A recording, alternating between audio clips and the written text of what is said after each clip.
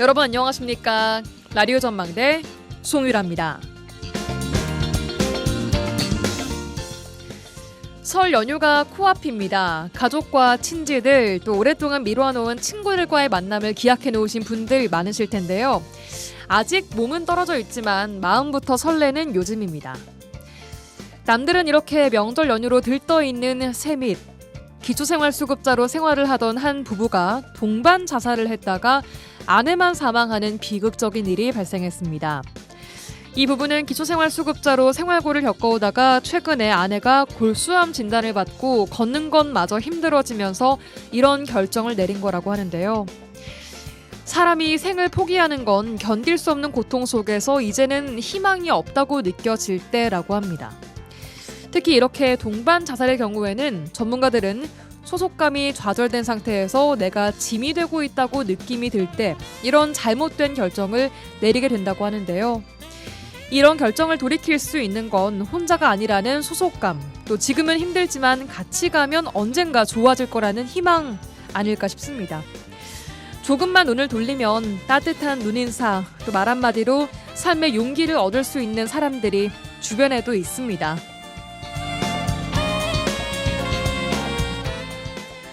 오늘 라디오 전망대가 준비한 내용입니다. 지역 소식들 뉴스브리핑 통해 들어보고요. 라전 법정 세상에 이런 일이까지 준비되어 있습니다. 잠시 후에 뵙죠.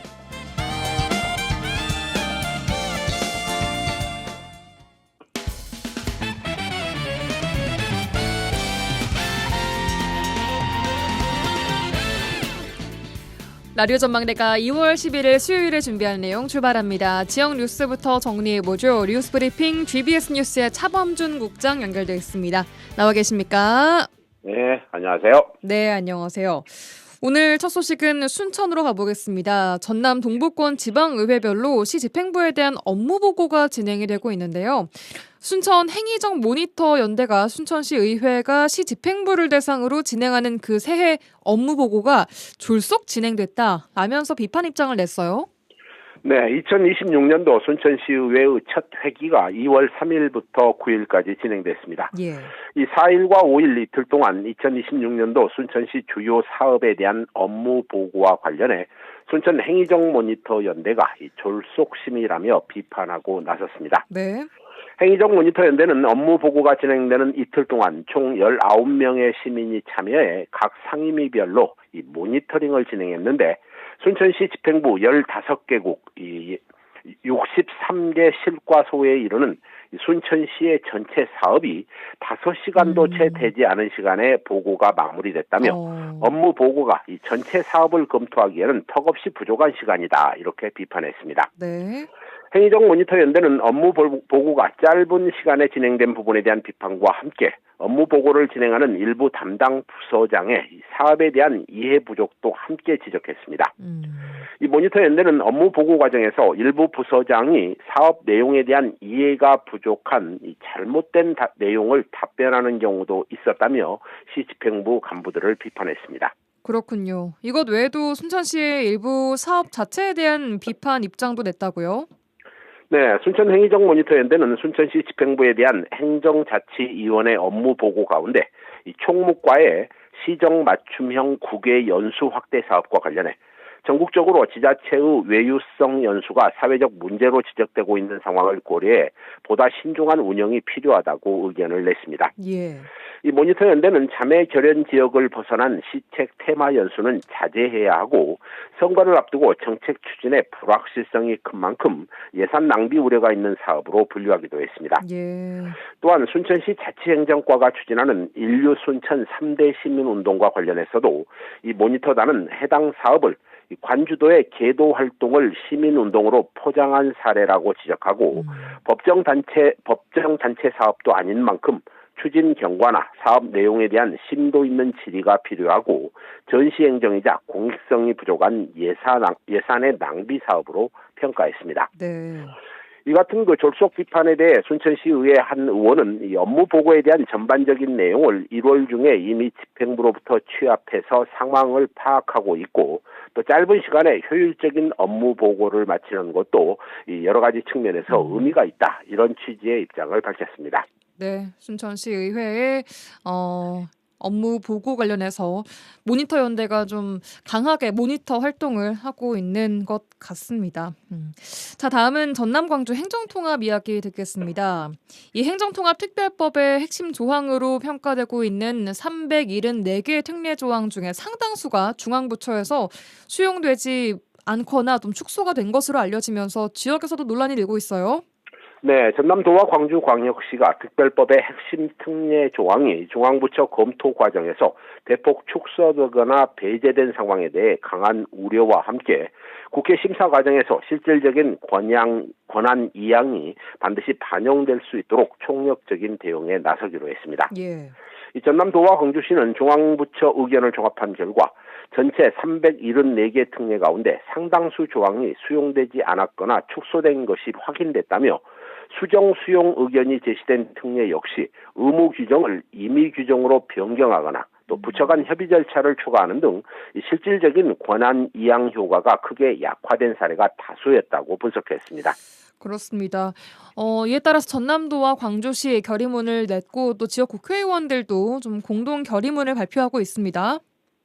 네, 간담회 이후 전남도와 광주광역시는 결의문을 통해 이재명 정부의 국정 철학이 고스란히 담긴 특별법안이 지금 중앙부처의 기득권이라는 장벽에 가로막혀 큰 어려움에 봉착했다며 통합의 목적은 과감한 재정과 권한을 이양받아 지역의 잠재력을 유감없이 펼치고 산업을 일으켜 일자리를 만들어 희망과 기회가 넘치는 전남 광주특별시를 여는 것이라고 주장했습니다. 예.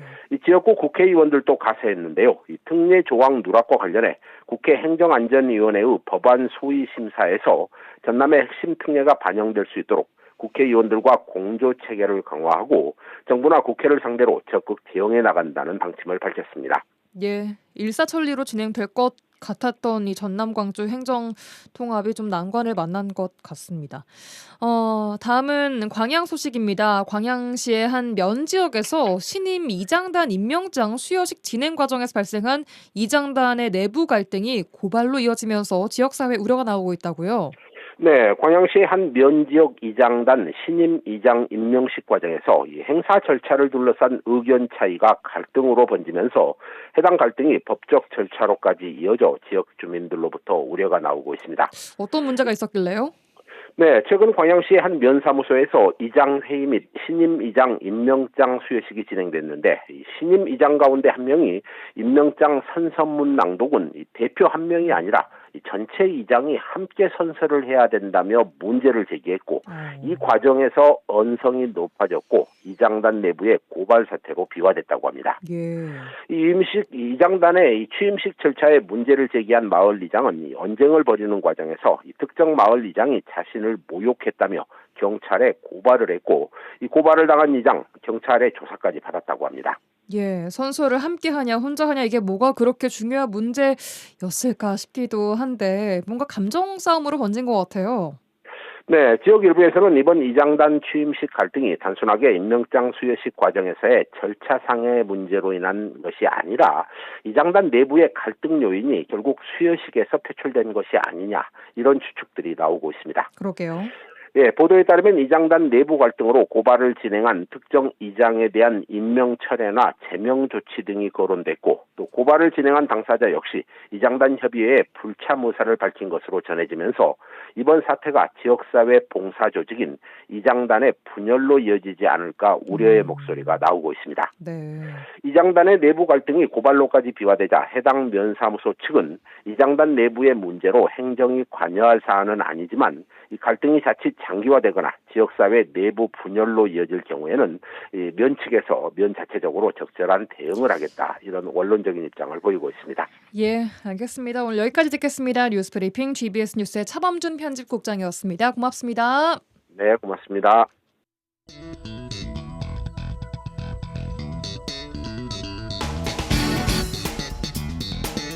내 생각만 옳은 것은 아니다. 이런 주장도 있다. 이슈를 바라보는 눈을 키워드립니다. 라디오 전망대 라전 법정 시간입니다. 오늘도 두 분 스튜디오에 모셨습니다. 이결아 송하진 변호사 어서 오십시오. 네, 안녕하세요. 네, 안녕하세요. 반갑습니다. 오늘도 오늘따라 유독 좀 아리따게 입고 오신 우리 이 변호사님. 아 그래요? 제가 이거 처음 입었나요? 뭐 옷이 항상 옷이 그 워낙 옷이- 많으셔서 매일. 그래요? 그래요? 다행이네요. 네, 뭐 오늘은 네. 명절을 맞이하여 좀 더 격식을 차린 옷차림으로. 명절에 결식을 차려야 되나요? 예, 이제 아, 명절을 그렇구나. 뭐 이제 또 새해 일주일도 복 안 많이 남겨서 받으시라고. 네. 좋습니다. 한 주간 잘 보내셨습니까? 어떻게? 네. 예. 네, 열심히 항상 잘 지내고 있고요. 또 네. 명절이 또 이렇게 다가왔는데, 네, 뭐 열심히 해야죠. 명절. 네, 이래저래 돈 나갈 일이 많습니다. 명절 참 아니 벌써 쉽지 않네요. 2026년이 한 달이 다 지나가고 이렇게 했다는 게. 그러니까 사실 명절 지나면 사실 2월은 물리적으로 좀 짧기 때문에 그렇습니다. 금방 지나가고 이제 우리 아이 또 개학 네, 다가오고. 신학기도 다가오고 여러 가지 그러네요, 좀 진짜. 새로운 느낌들이죠. 시간이 정말 후훅 가네요. 그러게요. 정신 오늘 차리고 또 살야 되고. 날도 조금 풀려서 네, 좋습니다. 겨울이 살짝 끝나가나 싶은 생각도 맞아요. 드는. 그런 말 하면 바로 추워져요. 아 맞아요. 말 조심해야 돼요. 아유, 자 오늘도 두 분과 함께 해볼 텐데요. 오늘은 화재 판결 대신 화재 사건 하나 만나보겠습니다. 최근에요 가상자산 거래소 빗썸 이벤트를 진행하면서 한 명당 원래는 2,000원에서 5만 원어치의 비트코인을 지급을 하는 이벤트를 열었습니다. 그런데 지급 과정에서 한 명당 비트코인 2,000원이 아닌 2,000개가 네. 지급이 됐는데요. 이게 시세로 따지면 약 2,000억 원어치를 지급해버린 오지급 사고입니다. 자, 오늘 화재 사건에서 조금 더 자세하게 만나보겠습니다. 무려 2,000억 원어치의 비트코인이 지급이 됐고 그중에서 이게 총 금액이고 약 130억 원 정도가 아직도 회수가 되지 않고 있는 상황. 네, 이거 맞습니다. 정리 한번 해주시죠. 예. 일단 뭐 각종 보도들을 통해서 지금 확인된 사실을 좀 확인해 보면 빗썸이 이제 이벤트로 리워드를 지급하는 그런 행사를 했나 봐요. 근데 네.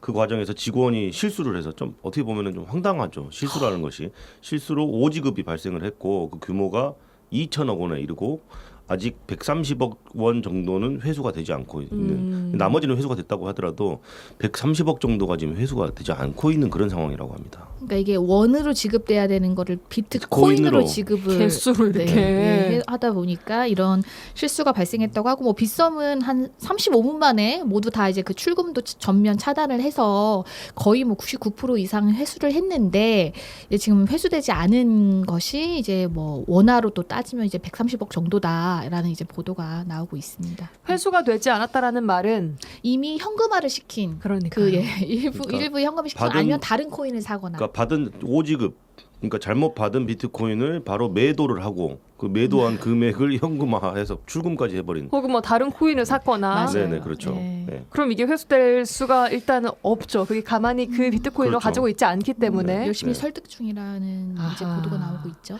자, 원래는 2,000원 정도부터 최대 5만 원 정도로 받을 수 있는 걸로 알고 있었을 겁니다. 그 이벤트에 참여한 사람들도. 그런데 갑자기 엄청나게 큰 금액의 비트코인이 나에게 딱 들어왔다. 네. 예상보다.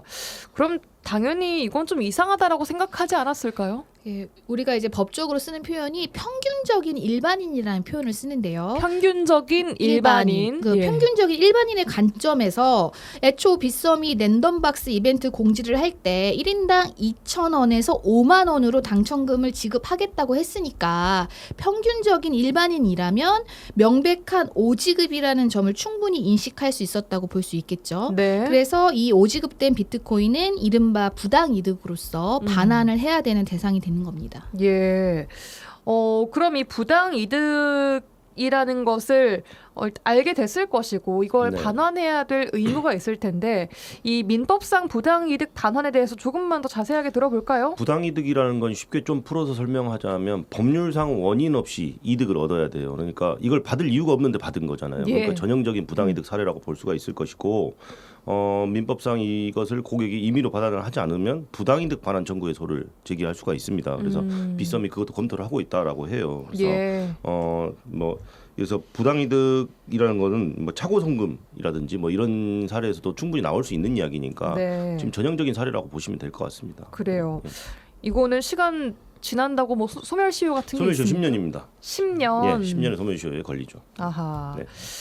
일단 오늘 빗썸 대표가 이거 진심으로 사과한다. 검증 시스템을 문제였다. 뭐 이런 얘기를 하긴 했던데 아까 말씀하신 것처럼 130억 원 회수가 되지 않은 금액에 대해서 그 받은 사람들을 설득하고 있다라고 말씀 주셨어요. 설득하고 있다는 것은 한마디로 이거 우리 실수니까 다시 돌려줘야 돼. 그러니까 그거 다시 어떻게든 비트코인으로 만들어서 다시 줘. 이렇게 설득을 하고 있다라는 건데 이게 설득이 잘 안 될 경우에 아까 말씀하신 부당이득 반환 청구해서 소송을 제기를 하면 되는 거 아닙니까 사실? 이게 네, 뭐, 어렵습니까 네, 승소하기가? 하는 건 어렵지 않고 이길 가능성도 크다고 보이고요. 근데 네. 다만 이제 시간과 또 네. 비용이 드는 문제이긴 하잖아요. 그래서 또 이제 빗썸은 어쨌든 본인들의 실수로 이러한 일이 일어났기 때문에 최대한 네. 이제 뭐 조율 중이다. 그 네. 당사자들하고 이런 입장을 발표하긴 했습니다. 네. 근데 만약에 어쨌든 그러한 설득에도 불구하고 임의로 반환하지 않는 경우에는 네. 이제 부당이득 반환 청구 소송을 할 수 있고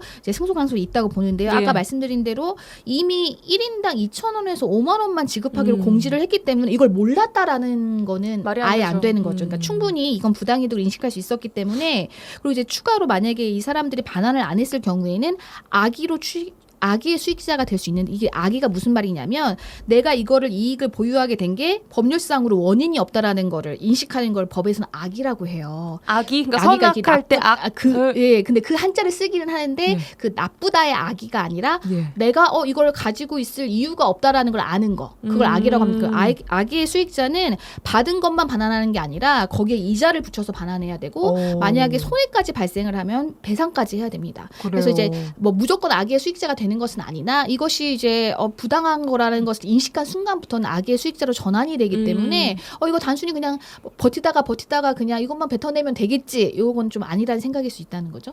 만약에요. 그걸 이미 아까 말씀하신 처음에 이제 회수가 안 된 금액들을 팔아서 다른 코인을 샀어요. 근데 그 코인이 폭락을 해서 그 돈이 사실상 사라져 버렸다. 네. 이런 게 돌려주지 못할 이유가 됩니까? 안 아니죠. 되죠. 그것은 후발적인 사정에 불과하고 예를 들어서 잘못 송금받은 돈을 내가 딴 데 뭐 도박해서 써버렸다. 그건 본인 사정이고요. 당연히 돌려줘야 될 채무 자체는 당연히 발생한 거죠. 그 원물 반환이 원칙이기 때문에 원래는 예. 자기가 현금화를 했다고 해도 비트코인으로 줘야 돼요. 근데 만약에 이제 이미 현금화를 해가지고 뭐 만약에 이제 빗썸하고 얘기가 돼서 그냥 예. 이제 원화로 뭐 반환을 하겠다라고 하면 뭐 상관은 없는데 그게 만약에 아니면 법적으로 가게 되면 만약에 진짜 말 그대로 비트코인이 많이 하락했어요. 내가 네. 받았을 때랑. 네. 그렇지만 이제 그건 자기가 이제 감수를 해야 되는 부분인 거예요. 그래서 이게 지금 눈앞에 보이니까 이걸 얼른 먹었다가는 더 많은 것을 토해낼 수가 있게 되는 거죠. 알겠습니다. 그럼 일단 소송에 예를 들어서 만약에 빗썸 측이 승소를 하게 되면 거의 다 시간은 걸리겠지만 회수는 가능하게 되는 겁니까? 이게 좀 잘 생각을 하셔야 돼요. 우리가 소송을 제기해서 판결문을 받는 것은 어떤 내가 채권이 있다. 예. 저 상대방이 어떤 의무를 이행할 뭐 채무가 있다. 예. 이것을 확정받는 거잖아요. 네. 그러니까 법원의 판결문으로서 공식적으로 인증을 받는 건데 그렇다라고 해서 바로 그 사람의 어떤 재산이 이런 것들이 저한테 돌아오는 게 아니에요. 그러니까 쉽게 말하면 빗썸이 승소를 해도 예. 강제 집행을 하는 건 또 다른 이야기거든요. 그러니까 판결문을 돈이나 비트코인으로 바꿔서 가져오는 건 또 다른 별개의 영역이라는 겁니다. 그래서 예. 이게 사실 가상자산은 현금처럼 추적도 쉽지도 않고 또 지갑 이전이나 현금화도 빠르기 때문에 사실 이런 특성 때문에 판결에서 승소를 한다고 해도 실제로 이거를 회수하는 강제 집행에까지 이를 수 있다라고 장담할 수가 없기 때문에 뭐 말씀하신 것처럼 승소를 한다고 해도 실제 회수까지는 상당한 시간이 걸릴 수 있거나 어려움이 있을 수 있죠. 예. 아까 이제 가상자산 말씀하셨는데 법원은 이 가상자산의 특수성 어떻게 좀 보고 있습니까? 판결 승소나 뭐 패소에 이게 영향을 미칩니까?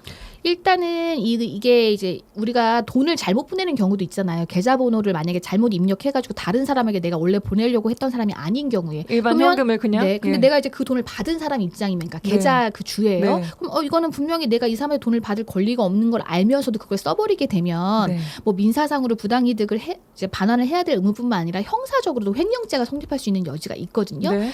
이 지금 빗썸 사건도 마찬가지로 만약에 이 사람들이 회수를 이제 반환을 안 하면 민사상 청구를 당할 것이고 그와 별도로 이제 형사적으로도 혹시 처벌이 되느냐 이 문제가 있을 수 있는데 네. 이 가상자산을 착오로 이체한 경우에 대해서 대법원 판례가 있었어요. 2021년 경에가 있었는데 예.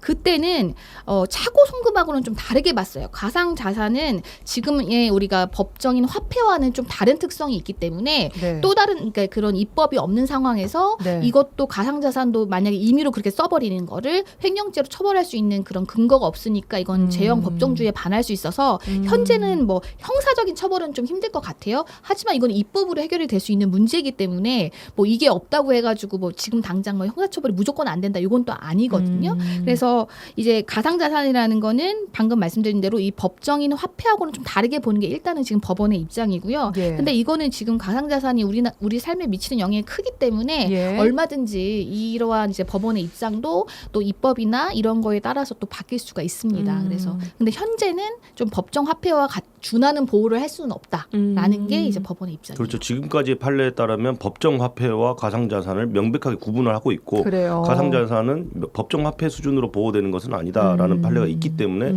현재 판례에 따르다면은 지금 보호받을 수가 없는 거고 그렇군요. 그러니까 횡령죄로 처벌할 수가 없는 사안인데 바뀔 수도 있는 거죠. 근데 민사상으로 반환의 요구는 네. 당연히 있는 겁니다. 그래요. 예, 알겠습니다. 자, 오늘 화제 사건부터 좀 정리를 해봤고요. 저희 광고 듣고 와서 주제 토크로 넘어가도록 하겠습니다. MBC 라디오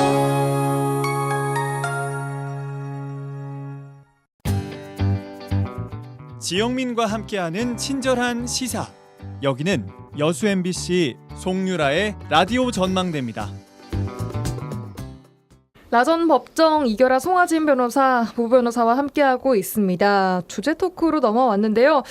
자, 최근 김건희 씨에 대한 1심 재판부가 통일교 관련 금품 수수 관련해서 일부만 좀 유죄를 선고하면서 국민의 법감정과는 괴리가 있는 것이 아니냐 이런 논란이 일고 있습니다. 저희도 이야기를 나눴었고요. 자, 이후에 김건희 씨와 관련된 인물들에 대한 재판 결과가 속속 나오고 있지만 무죄 또는 공소 기각 판결이 이어지고 있습니다. 이건 왜 그런 건지 또 국민의 법감정과도 어떻게 좀 다른지 하나하나 짚어보도록 하겠습니다. 먼저 명태균, 김영선 씨의 1심 판결 볼 텐데요. 김영선 전 의원의 공천 청탁 관련해서 김영선 씨에게 1심 재판부가 무죄를 선고했습니다. 이 재판 판결 내용부터 좀 보겠습니다. 판결 이유 뭡니까 이게? 일단 그동안 명태균 씨는 김영선 전 의원으로부터 받은 돈은 전 의원 지역구 사무실 총괄 본부장으로 내가 이 일을 해서 받은 급여에 불과하고 뭐 공천에 관한 정치자금과는 무관하다 이렇게 좀 명태균 씨는 주장을 해왔고 김영선 전 의원도 역시 회계 책임자였던 강혜경 씨에게 빌린 돈을 변제해준 대여금으로 정치자금이 아니다라고 부인을 해왔는데요. 이 재판부가 뭐라고 판단을 했냐면 일단 명태균 씨가 총괄 본부장으로 일한 사실은 명확하게 인정이 된다. 네. 그리고 명 씨가 김영선 전 의원과 강혜경 씨에게 여러 차례 돈을 갚아라라고 채무 변제를 요구한 점, 네. 그리고 김 전 의원도 강 씨와 통화하는 과정에서 채무의 존재를 시인한 점 이런 것들을 종합했을 때 정치 자금으로 볼 수가 없다라는 이유로 지금 무죄를 선고를 했습니다. 그렇습니다. 일단 김영선 전 의원이 무죄가 나왔고 정치부르코 명태균 씨도 정치자금법 위반에 대해선 무죄를 선고했고 이른바 황금폰에 대해서만 증거 은닉으로 처벌이 됐단 말이죠. 이렇게 재판부가 판단한 결정적인 이유는 또 뭡니까? 예, 뭐 방금 말씀하신 대로 명 씨 역시 정치자금법 위반에 대해서는 무죄를 선고받았는데요. 예. 재판부는 이 두 사람, 그러니까 명 씨와 김 전 의원이 주고받은 그 돈이 네. 김 전 의원 공천을 위한 것이라거나 아니면 명 씨의 정치 활동을 위한 것도 아니라고 판단을 했습니다.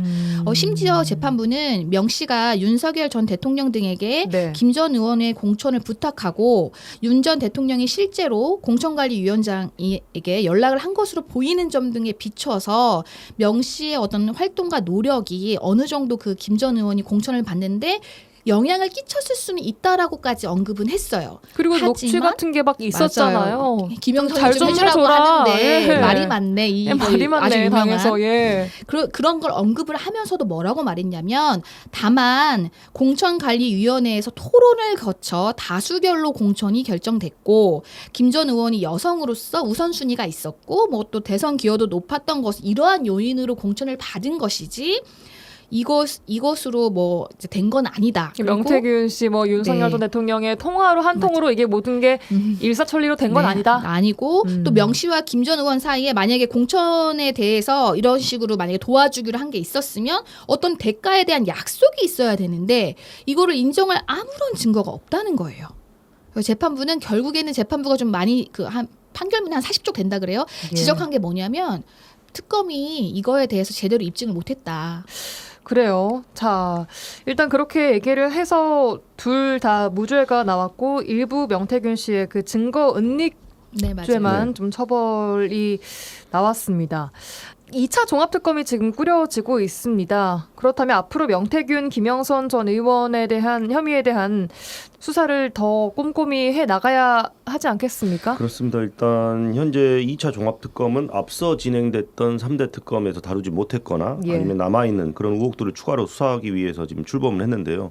일단 뭐 법에 규정된 2차 종합특검의 수사 대상은 총 17가지인데 네. 그중에 이제 내란 관련 수사 대상이 뭐 한 7가지 정도 의혹이 있고 김건희 씨와 관련한 수사 대상 중에 윤석열, 김건희, 명태균, 전성배의 불법 허위 여론조사와 공천 개입 등 선거 의혹, 선거 개입 의혹 이게 지금 포함이 돼 있어요. 그래서 지금 어쨌든 명태균, 김영선 전 의원의 정치자금법 위반 혐의에 대해서 지금 무죄가 선고가 돼 있는 이런 상황에서 예. 2차 종합특검이 김건희 씨에 대해서 공천 개입이라든지 선거 개입 의혹에 대해서 얼마나 밝혀낼 수 있을지 굉장히 좀 주목되는 그런 상황입니다. 일단은 항소를 할 예정, 이제 항소할 거기 때문에 그 부분에 대해서는 이제 항소심에 또 다투는데 이미 이제 김건희 씨가 개입된 이 사건에 대해서 1심 무죄 판결이 나왔기 때문에 2차 종합특검이 이걸 얼마나 밝혀낼 수 있을지 왜냐하면 못 밝혀냈잖아요.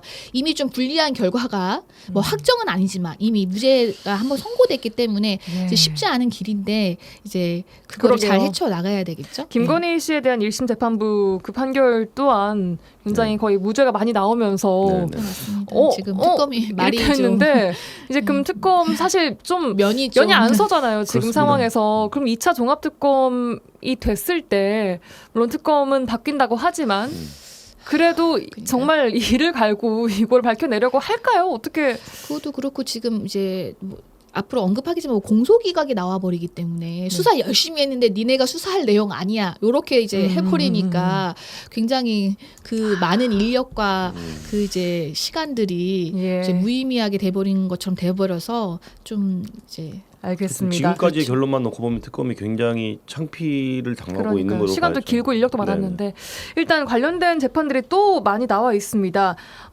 김건희 씨 관련된 인물 중에 이른바 매관 매직 혐의를 받았던 인물이 있습니다. 김상민 전 부장검사인데 이 사람은 현직 검사 신분으로 창원시 의창구 출마를 강행했던 네, 인물 아니겠습니까? 맞습니다. 유명한 인물이죠. 이분 정말 대단한 분인데, 그러니까 어떤 의미에서 대단하냐면 2024년 당시에 현직 검사 신분으로 22대 국회의원 선거 출마를 공식적으로 선언을 예. 했어요. 근데 대부분 그만두고 이제 퇴직을 사퇴를 하고 하고, 하거든요. 예. 근데 이제 이 사람은 다시 당시에 이제 선거구에 국민의힘 소속으로 출마를 했습니다. 네. 근데 이에 대해서 그냥 김 전 검사는 공직자의 정치적 중립 위반이 아니냐 이런 비판이 강하게 일어나니까 네.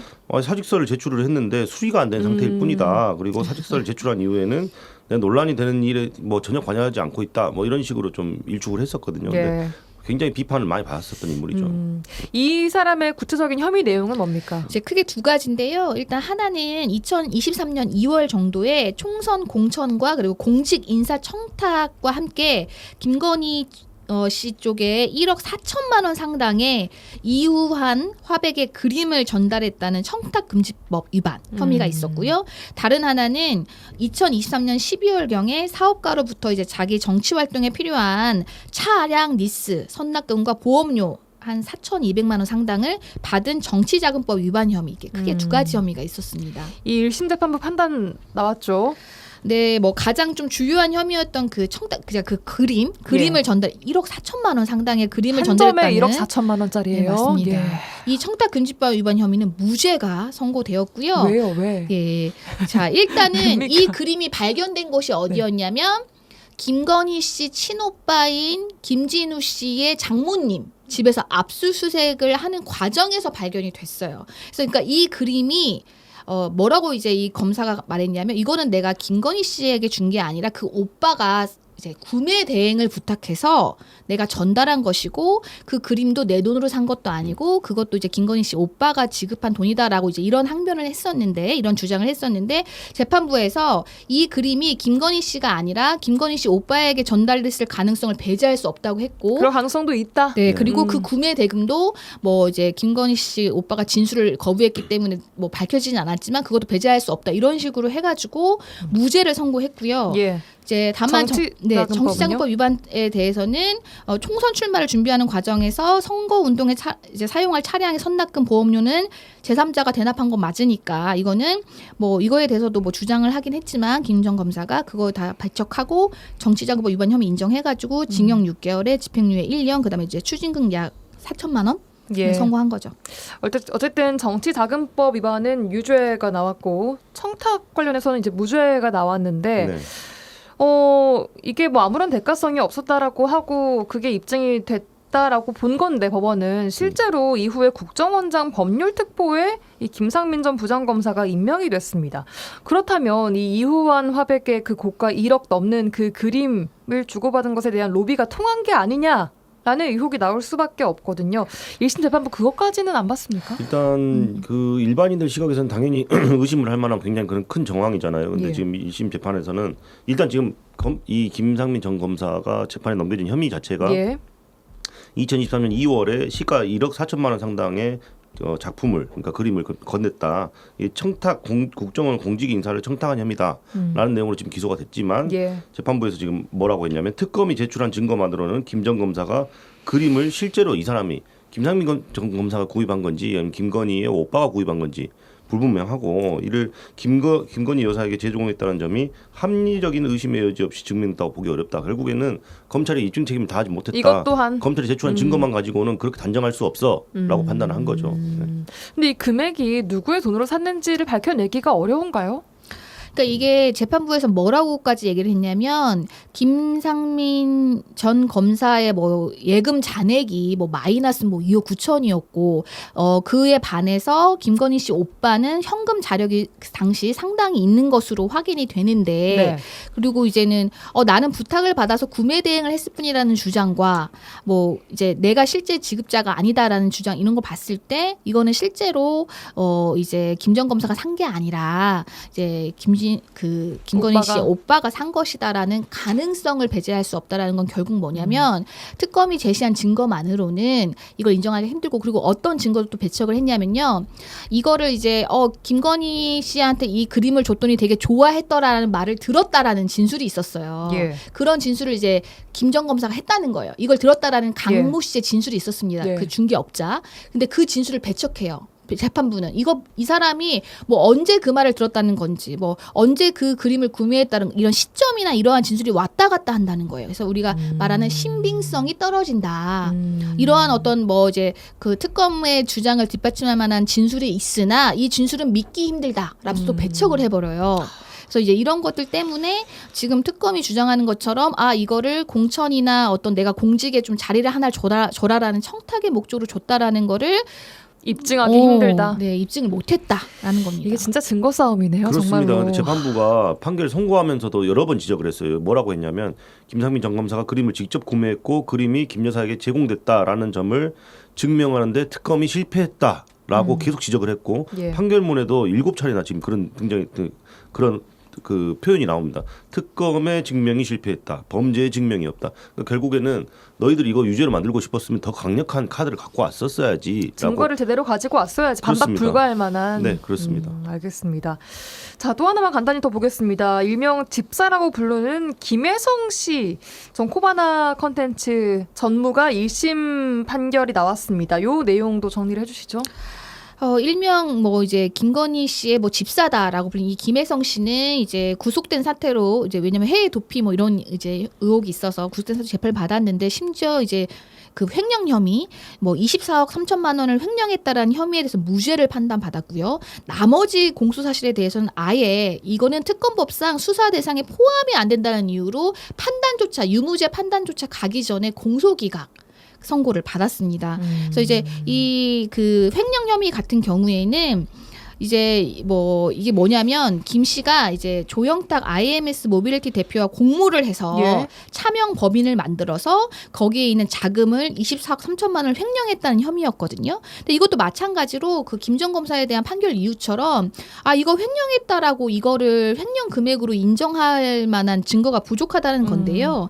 그러니까 이것만으로 뭐 횡령으로 단정하기 어렵다라는 취지로 이거를 했고요. 나머지 뭐 여러 가지 혐의에 대해서도 이 수사가 김건희 씨와의 연관성에서 비롯됐다고 보이지 않고 의혹의 중요한 수사 대상이 투자금과도 무관하고 또 범행 시기도 너무 광범위하다. 이렇게 해가지고 그 특검법에서는 왜 관련 범죄까지 수사할 수 있도록 돼 있거든요. 근데 그 적용 대상이 아니다라고 해서 아예 뭐 유죄인지 무죄인지 판단에 나아가지 않고 공소 제기 절차 자체가 법에 기각? 위반된다. 하면서 공소 기각을 선고한 겁니다. 되게 네. 그렇죠. 그렇습니다. 네. 예. 이렇게 김건희 씨의 판결에 이어서 주변 인물들에 대한 오늘 말씀 나눴던 사람들만 해도 지금 서너 명인데 네. 다 이게 무죄 또는 일부 유죄 좀 약하게 공소 기각까지 나오고 이렇습니다. 이런 판단이 나오고 있는 것에 대해서 법률가로서는 어떻게 보십니까? 일단 법률가로서 이걸 평가를 감히 제가 뭐 하자면 어쨌든 입증 책임이 있는 거는 검사예요. 예. 검사가 범죄 사실에 대한 입증 책임이 있는데 재판부에서도 여러 번 이렇게 지적을 할 만큼 판결문에도 자꾸 이제 언급이 되는 것은 확실하게 기소를 하려면 확실한 어떤 수사 기간이 있었고 그 기간 동안에 정확한 어떤 증거 수집을 좀 했었어야 되는데 그 부분 좀 미비하지 않았느냐. 그리고 사실은 또 수사 대상에 포함되지도 않는 내용을 가지고 기소를 했다라는 이유로 지금 공소기각까지 예. 좀 선고가 됐는데 굉장히 창피한 일이거든요. 지금 창피해서 잠을 못 잘 정도의 일입니다. 특검 입장에서는. 어떻게 보면. 그렇습니다. 그래서 좀 그동안 조금 일을 하는 데 있어서 좀 허술하지 않았냐라는 비판을 피할 수 없을 것으로 보입니다. 특검이 정말 제대로 일을 못한 거라고 보십니까? 그런 측면도 말할 수 있지만 아까 말씀드린 아까 뭐 김영선이 좀 해주라고 하는데 뭐 말이 많네 이런 거를 우리가 온 국민이 들었어요. 근데 이거에 대한 해석을 영향을 미쳤을 거는 같지만 그 돈이 뭐 이런 과정을 거쳤기 때문에 아니다라고 하는 결론은 사실 예. 뭐 일반 국민으로서의 법감 정황에도 그렇고 그냥 제가 이제 변호사로서도 이거를 이렇게까지 엄격하게 본다. 그리고 이제 예를 들어 또 김 전 검사의 그런 증인 진술이나 이런 것도 시민성을 배척했는데 예. 그런 부분도 사실은 이제 항소심에서 충분히 다퉈볼 여지는 있어 보이거든요. 예. 그래서 뭐 이제 온 국민이 결론은 지켜볼 항소심 만큼 가서 특검이 잘해야 됩니다. 앞으로의 이제 2차 종합 특검이 또 또 그렇고, 막중한 네. 책임을 그것도 그렇고요. 맡게 됐다. 네. 또. 알겠습니다. 오늘 여기까지 듣도록 하겠습니다. 라전법정 이결아 송화진 부부변호사와 함께했습니다. 오늘 네, 고맙습니다. 감사합니다. 감사합니다.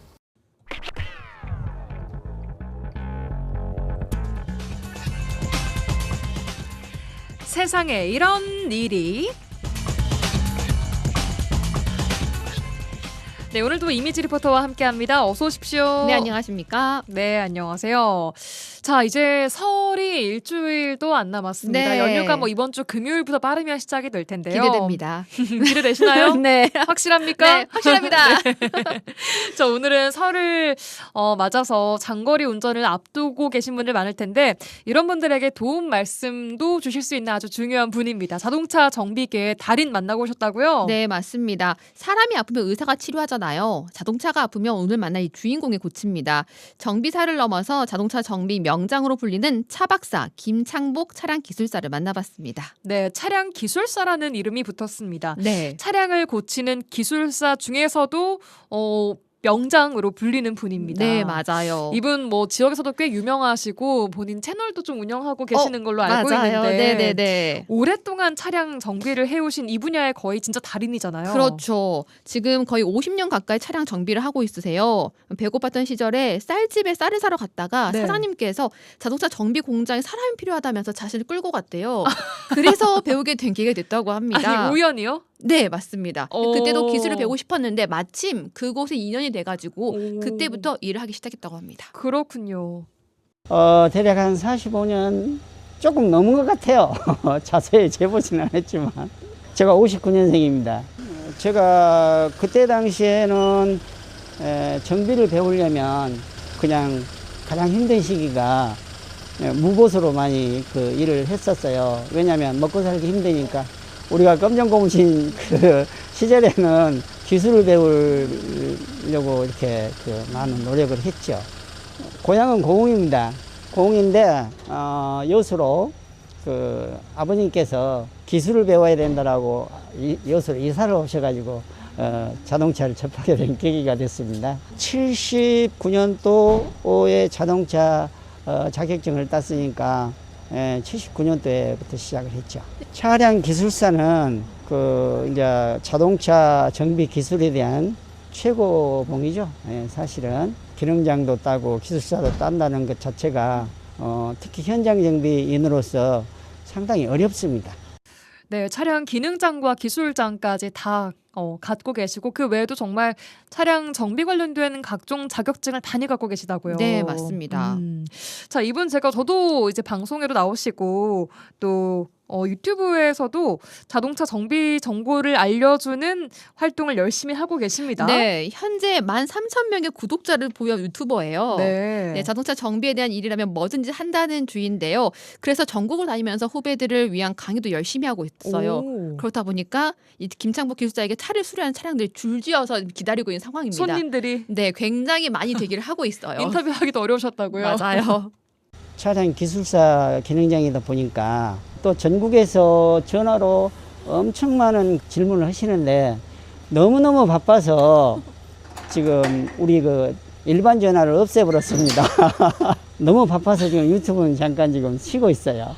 자동차 사용자도 문제지만 특히 우리 그 정비인들, 정비사들 교육 프로그램으로 그쪽에 그 가닥을 잡고 촬영을 하고 있습니다.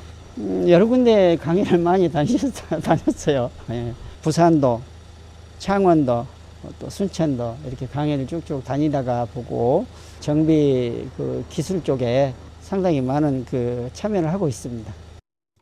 네, 아예 전화기를 없애버리셨다고 네, 할 정도로. 제가 그래서 수소음은 되게 어려웠어요. 아니, 섭외하기. 네, 맞아요. 계속 통화 중인 거예요, 전화가요. 오. 그래도 안 되겠다 싶어서 제가 모든 그 방송의 지인들에게 연락을 해서 연락처 받아가 전화했었거든요. 이미지 리포터 포기하지 않습니다. 네. 자, 요즘은 정말 차량들이 종류도 다양하고 전기차들도 보편화되어 있는데 이런 변화가 좀 빠른 시기인 만큼 정비 공부도 새롭게 하셔야 될 게 참 많을 것 같다는 생각이 드는데요. 그러니까 전문 이 정비사잖아요. 거기에 맞게 정말 정비에 맞춰서 계속해서 공부를 하고 계시는데요. 이미 전기차가 보급되기 전에 그 전부터 이 전기차에 대한 수리 공부를 계속해서 해왔다고 합니다. 네, 그렇군요.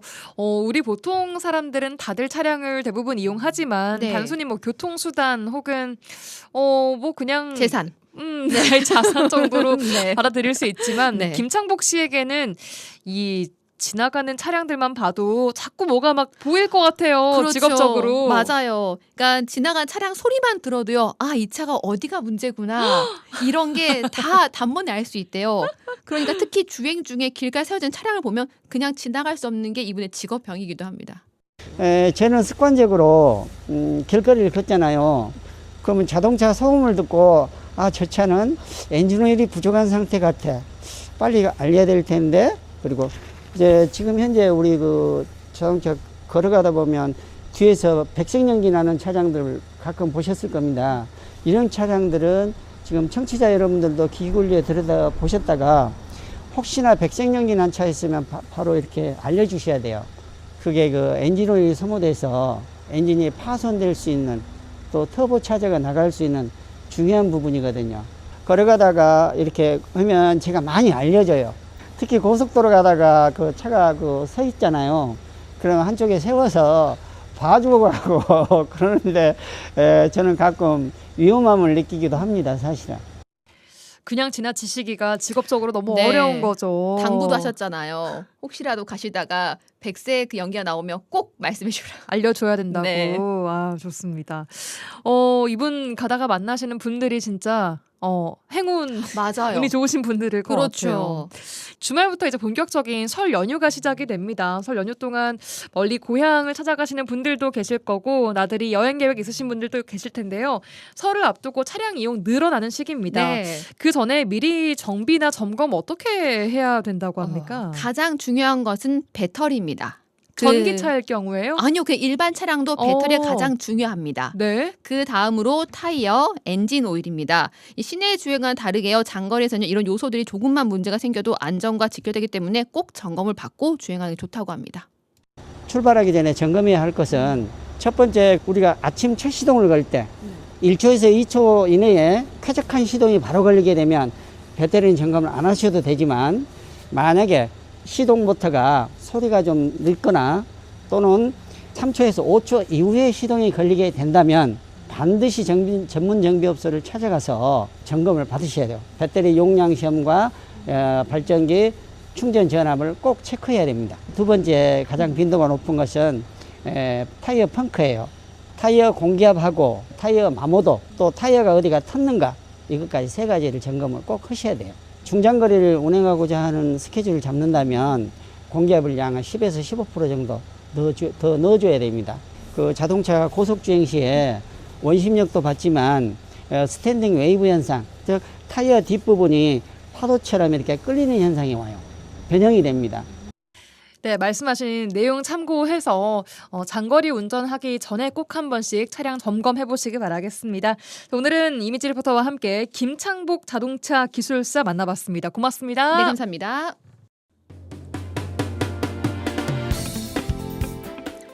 라디오 전망대가 2월 11일 수요일에 준비한 내용은 여기까지입니다. 저는 내일 돌아오겠습니다. 구성 이선화 연출 송유라였습니다. 고맙습니다.